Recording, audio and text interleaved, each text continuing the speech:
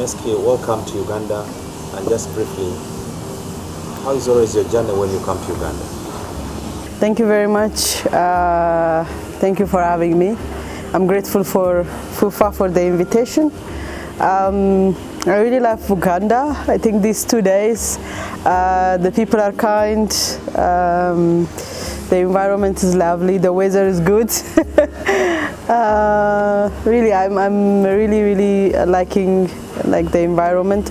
Not the traffic, of course, but it's been good, and we had a very fruitful meeting now with the technical team. So, yeah, I've enjoyed Uganda so far. When you got the invitation to come for the Women in Football Bonanza, what crossed your mind?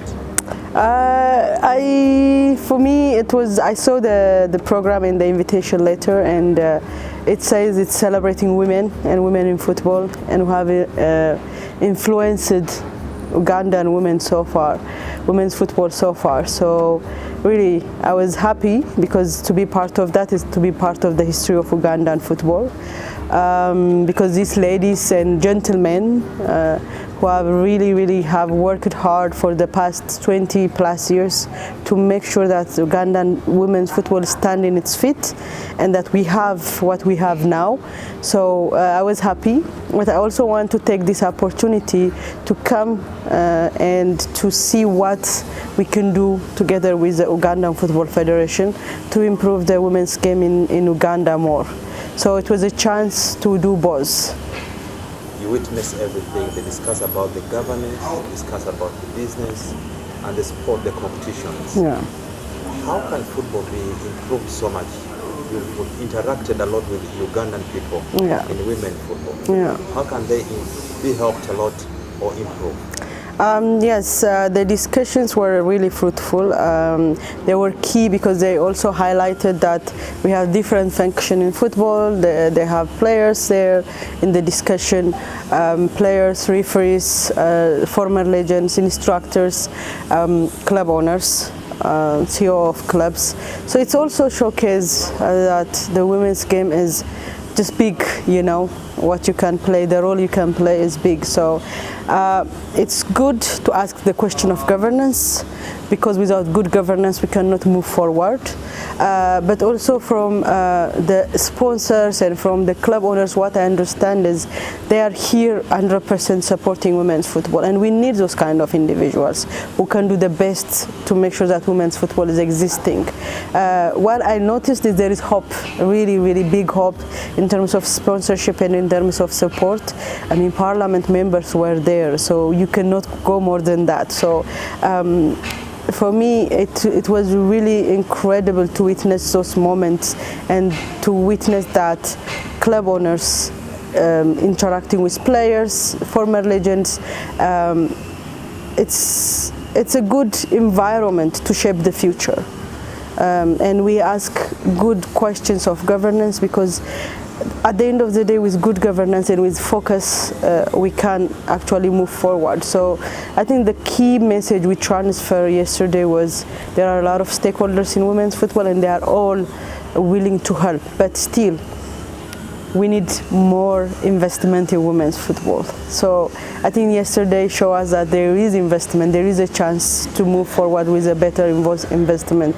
So what I can say for the Ugandan football stakeholders is we need more investment in women's football, give focus for women's football, attention for women's football, make sure that the girl child have a platform to play, not just to play, you know, to be a media officer, why not, to be a coach, a referee, to come and administrate football. So yeah, that's what I witnessed, and I'm happy from what I saw. CAF and FIFA have injected a lot of money and support in women football. You being the head of women football at CAF, are you impressed with the growth of the game in Africa, and in particular how you're seeing Uganda at CAF? Yes, we've been investing a lot in developing women's football, because as I said yesterday, we cannot move forward while the half of the population of the world is not involved, and women are half of the population of the world. And football, to be truly global, we need half of the population of the world. So we've been investing a lot. From the CAF side, we have been investing in club competitions, creating the Women's Champions League, making sure that the Champions League are available for each league teams, because it answers a key question of women football leagues in each member association. Okay, we won the league, what now? So now we are giving them a platform to go and prepare themselves to go and play and to go and represent their national association in a CAF Women's Champions League. That has been a key, really a key a change in terms of women's football. We have also raised the final tournament of the AFCON from 8 to 12, which really pushed member association to engage in the qualifiers. We have moved from 27, 25 in the middle of 20 to 30 member association playing for the women AFCON qualifiers. Now we have reached 42. So it's a big improvement, you know. Currently in Africa we have 42 member associations who are playing senior national team football, and they are also in the FIFA ranking system. So Africa, from if I'm not mistaken, from 180 plus countries that are ranked globally, Africa 42. That's a big number. So it is a testament to the investment we have been doing and the push we have been giving to the women's football. Plus to that, we have been investing in capacity building, training instructors, training coaches, training administrators, and making sure that we're working with member association, making sure that women football have a representative in the FA, that they hire a women football development manager or competition manager, someone who's working dedicatedly with the growth of the women's football in HMA. So I think it has paid off when you see the last African Cup, World Cup, and the last African Cup of Nations. In 2022, African Cup of Nations, we have seen a competitive balance in our national team competition. We have a new champion now. You know, it used to be Nigeria and Equatorial Guinea. Now we have South Africa as a champion. A new runner-up, Morocco, for the first time they finished as a runner-up. Zambia, they finished the third. So new women superpowers are coming, and it is a testament to our investment.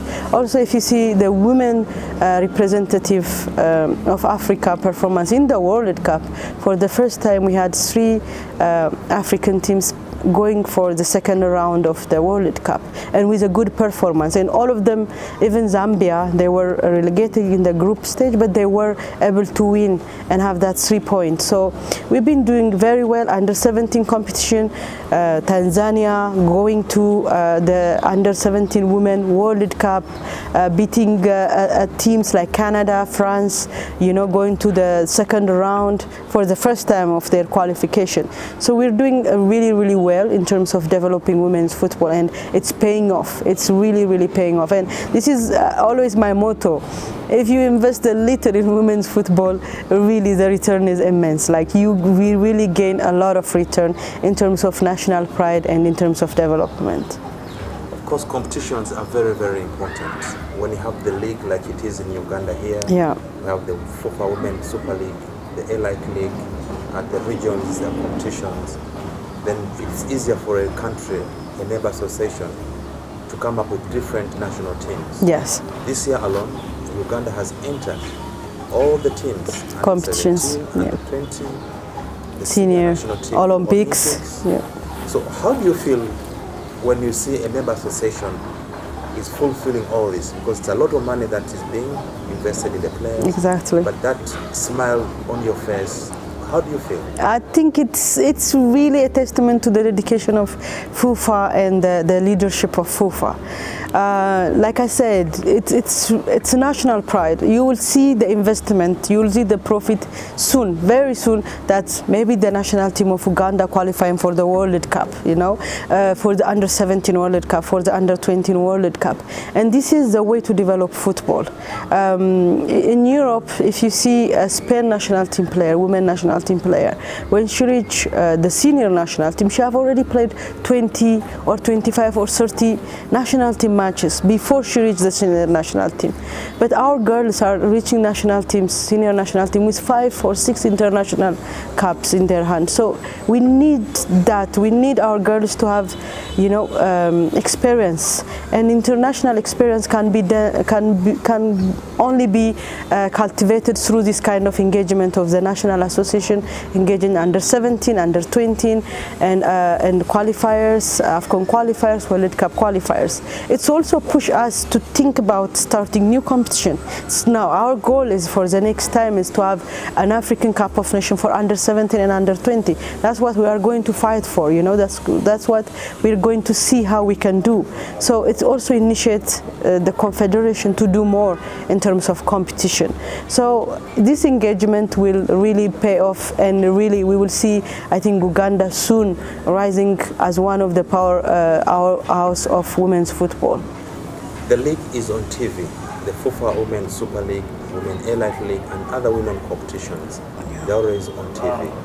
Is this a big step that the game now is getting to the world and must be on TV? Yeah. FIFA TV showing that? I think it's a very good step to position the league and to attract more investment and more advertisement and more partnership, because it's also a way for the girls to showcase their talent so that they can play in big leagues. You know, they can get scouting. They can also playing in front of a camera is very different than playing without a camera. It also attracts viewership. It will also attract fans to come to the stadium because they want to be part of the celebration. They want to be seen on TV.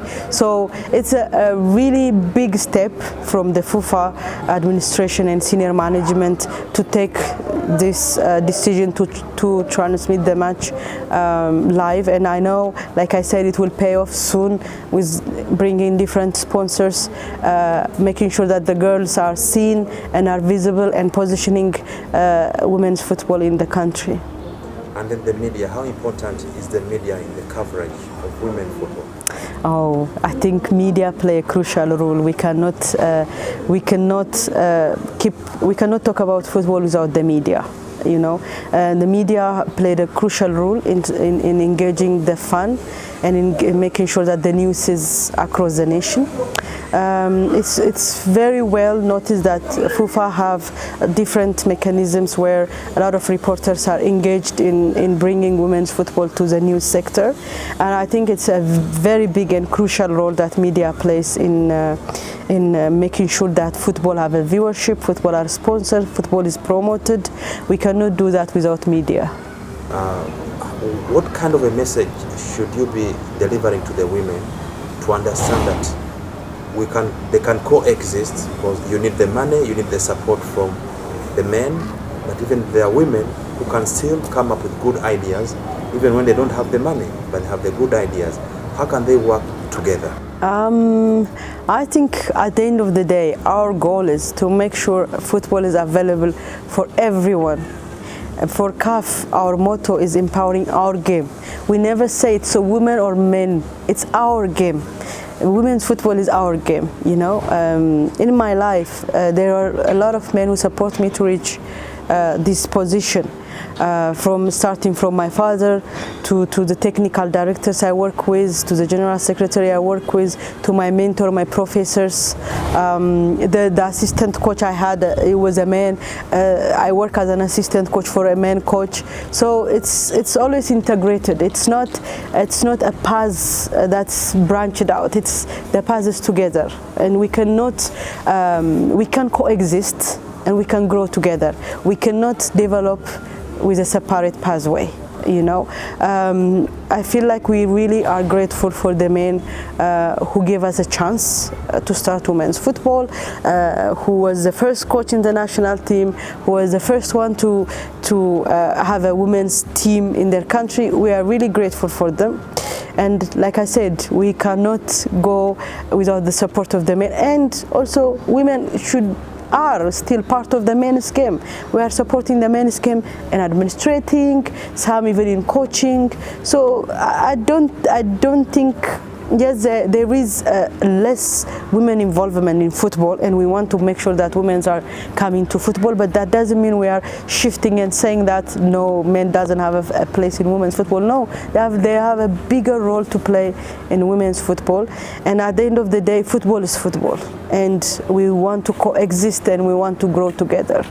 And that's what we actually, the end goal should be, to make sure that football is football. It's just played by men and played by women, you know. We cannot even, we want to avoid that women and men football, all of that clashes. Your final words for the people of Uganda who love women football? I think for the people of Uganda who love football in general, is please get behind the progress of this progress that we have in women's football. Support the women football in Uganda. Make sure that there is available place for women in football, and support us, and you will see really the profit very soon.